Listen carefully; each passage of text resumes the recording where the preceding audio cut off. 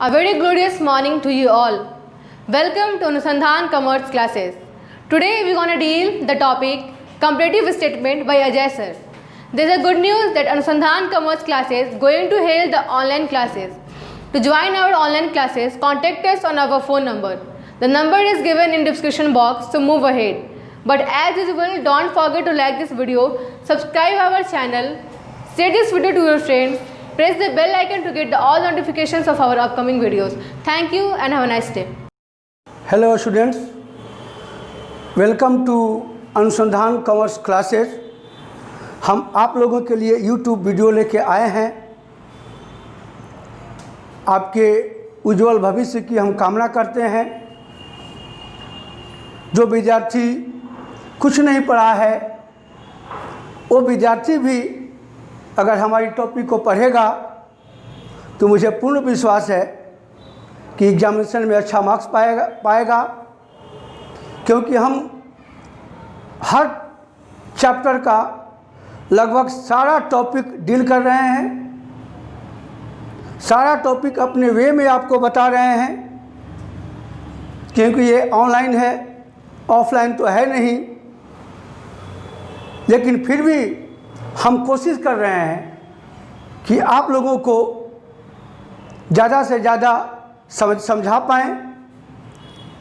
Examination में बहुत ही निकट समय आ गया है, बहुत ही नज़दीक समय आ गया है, अतः सारा टॉपिक ध्यान से पढ़िए और जो भी डाउट है आपको डाउट हमसे क्लियर कीजिए और आशा ही नहीं पूर्ण विश्वास है कि आपको एग्जामिनेशन में अच्छा मार्क्स आएगा।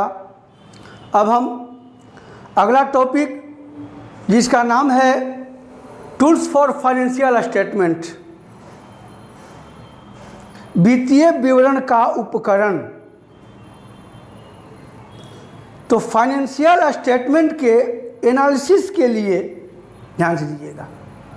फाइनेंशियल स्टेटमेंट के एनालिसिस के लिए जिन साधनों का प्रयोग किया जाता है उसे टूल्स फॉर फाइनेंशियल स्टेटमेंट कहा जाता है।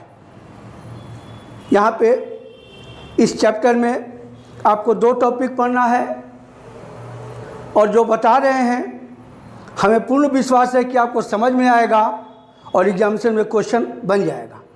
दो टॉपिक है, पहला कंपैरेटिव इनकम स्टेटमेंट जिसे आप comparative profit and loss account भी बोल सकते हो, और दूसरा कंपैरेटिव बैलेंस शीट।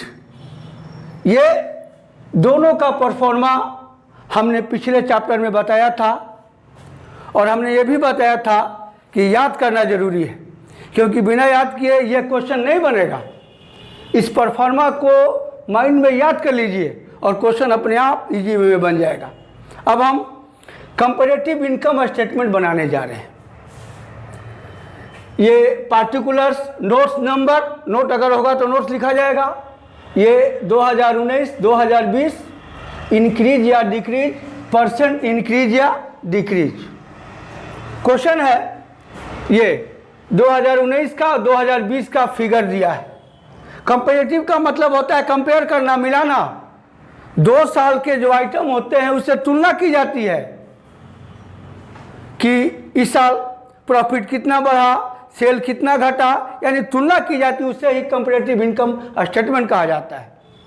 और ये क्वेश्चन है रेवेन्यू फ्रॉम ऑपरेशन 15 लाख और 20 लाख। पहले ये 4 कॉलम दे दीजिएगा, 1, 2, 3 और 4। पहले कॉलम में 2019 का आइटम, दूसरे कॉलम में 2020 का आइटम, तीसरे कॉलम में इंक्रीज या डिक्रीज और चौथे कॉलम में परसेंट इंक्रीज या डिक्रीज। ये चारों कॉलम बना दीजिएगा। अब हम क्वेश्चन बनाते हैं। दिया है रेवेन्यू फ्रॉम ऑपरेशन 15 लाख और 20 लाख। यहाँ लिखेंगे रेवेन्यू फ्रॉम ऑपरेशन, यहाँ है 15 लाख और 20 लाख, है ना, 15 लाख और 20 लाख। फिर इसके बाद अदर इनकम है 4 लाख और 10 लाख। यहाँ लिखेंगे 4 लाख और 10 लाख। पहले ये दोनों कॉलम हम बना लेंगे, इसके बाद तीसरा और चौथा कॉलम बनाया जाएगा। ये परफॉर्मा वही है जो पिछले चैप्टर में बताया गया है। Profit and loss account 7 part में बनता है, 1 2 3 4 5 6 7, ये टोटल एक्सपेंस है, ये 7। लिखिए revenue from operation 15 lakh 20 lakh, other income 4 lakh 10 lakh, दोनों को जोड़िए, ये 19 लाख और ये 20 10 30 लाख, ठीक है। एक्सपेंस 15 लाख और 21 लाख। यहाँ लिखिए एक्सपेंस दिया है नंबर 4 में 15 लाख और 21 लाख। अगर आपके पास एक्सपेंस 3 या 4 एक्सपेंस हो, सब एक्सपेंस को अलग अलग लिखिएगा। 1 2 3 4 एक्सपेंस हो तो चारों एक्सपेंस को लिख के यहाँ टोटल कर दीजिए एक्सपेंस का।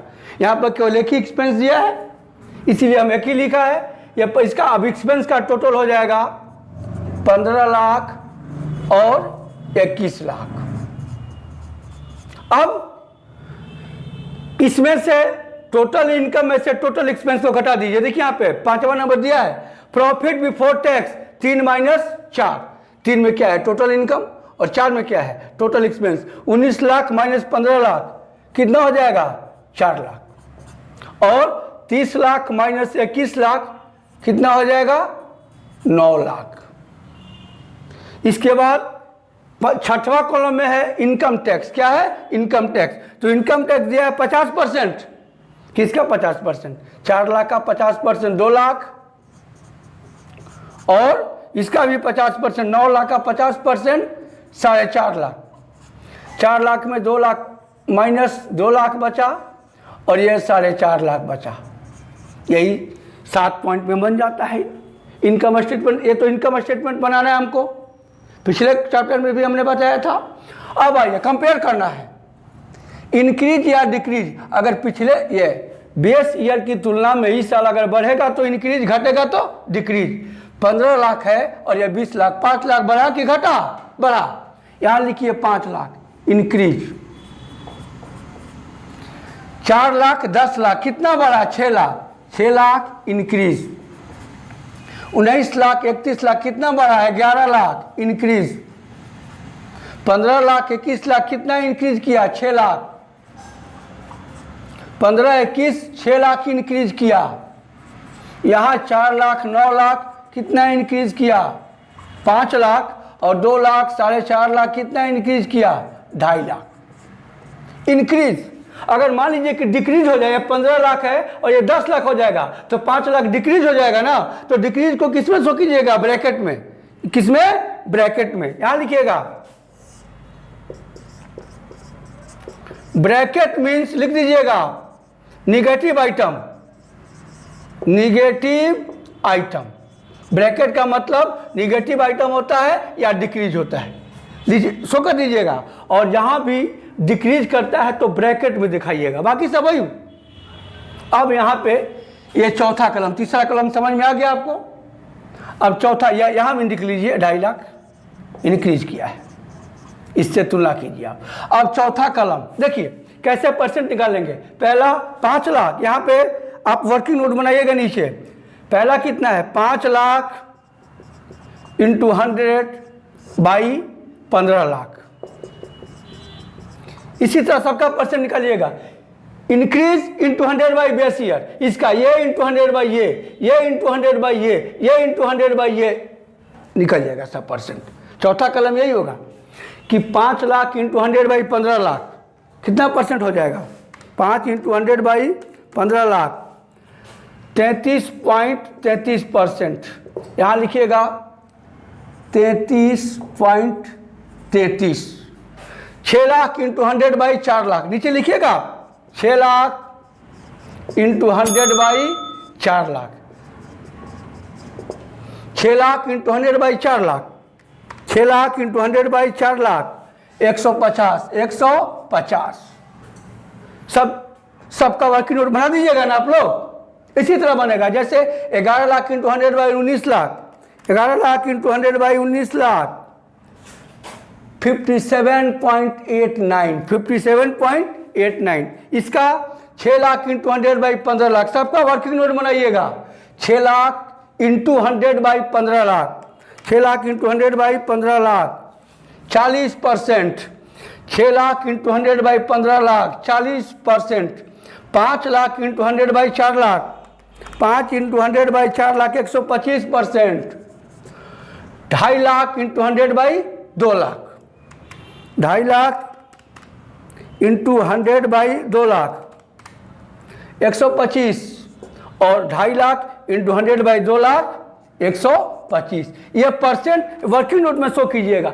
जो इंक्रीज या डिक्रीज किया है वो सबसे पहले ये गुना 100 डिवाइडेड बाई बेस ईयर, पहला साल, ये नहीं पहला साल। इस प्रकार ये कंपैरेटिव इनकम स्टेटमेंट बन के तैयार हो जाता है। और अगर डिक्रीज रहेगा, मान लीजिए कि यहाँ ब्रैकेट में है तो इसको भी ब्रैकेट में शो कीजिएगा, इसको भी ब्रैकेट में शो कीजिएगा और नीचे लिखिएगा एग्जामिनेशन में कि ब्रैकेट मीन्स नेगेटिव आइटम या ब्रैकेट मीन्स डिक्रीज। और ये वर्किंग नोट सबका नीचे एग्जामिनेशन में जरूर दिखाइएगा। अब हम अगला टॉपिक, ये कंपैरेटिव बैलेंस शीट, वही है, ये बैलेंस शीट का वही परफॉर्मा है जो पिछले चैप्टर में आपको बताया गया है। परफॉर्मा याद है ना? नहीं याद है तो नहीं बनेगा, याद कीजिए इसको और उसी परफॉर्मे पे बनाइए। ये परफॉर्मा आपको पहले लिख देना है और जनरली याद कीजिएगा कि एग्जामिनेशन में जब भी बैलेंस शीट का क्वेश्चन पूछता है तो संभवतः बैलेंस शीट का परफॉर्मा खींच के ही दे दिया जाता है। खाली आपको परफॉर्मा लिख देना है कॉपी पे।